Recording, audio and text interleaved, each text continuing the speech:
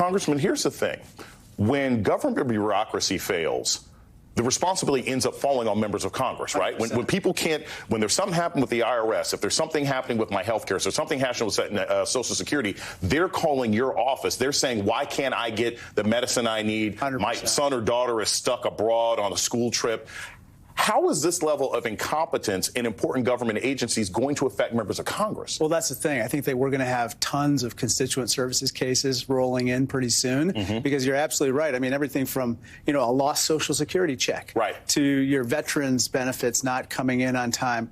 That's where we go to the civil servants and we ask them for help. And if they have people like Dr. Oz in charge, you can imagine how much more complicated our constituent services situation is going to be and how many more cases are going to come in because they're just going to screw up the disbursement of benefits in the first place.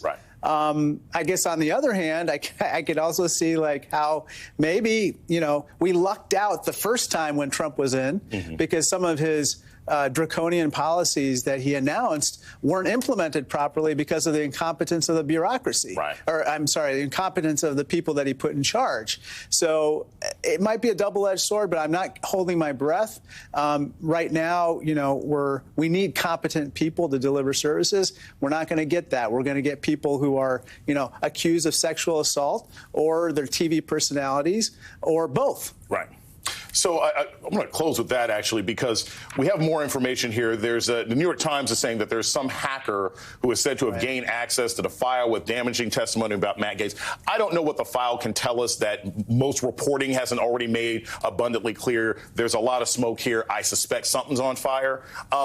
Just as a member of Congress and seeing how Gaetz has operated, do you think that he is likely to get confirmed? Because, again, it's not going to be about the scandals. It could just be about the fact that he's not a particularly popular person. Do you think he has a chance of still becoming Attorney General? He has a chance, but, I mean, even my Republican colleagues are saying they don't think he's going to get confirmed.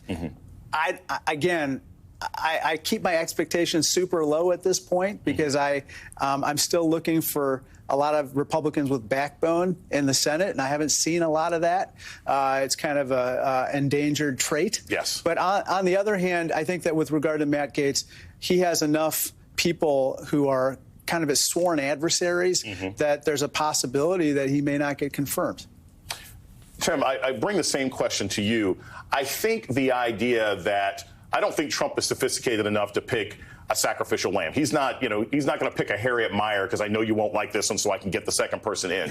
What do you think is the possibility of major disruption in this incoming administration if their first selection for AG is not successful? Do you think it slows the implementation of any of the more horrendous policies that they've been talking about trying to implement as soon as they get in office? Yeah, potentially. Look, here's the thing. They are going to have very narrow majorities in both houses, and these guys are already infighting. Like just before I got on, I saw a tweet where from one Republican member of Congress wanted to offer medical leave to women who just had babies from Congress, and another Republican said that's unconstitutional. J.D. Vance, the VP-elect, sent a tweet calling one of Steve Bannon's producers an imbecile today, and then deleted it, right? Like, these guys are going to infight, okay? This is, it's a rowdy bunch, and so I think that potentially Gaetz could be the thing that kicks that off. But like the congressman, I don't have a ton of hope that we're going to see a bunch of backbone in this from Republicans in the Senate. But I do think that that their efforts could be stymied by infighting. Congressman Raja Krishnamoorthi and Tim Miller, thank you so much for starting us off today on the show.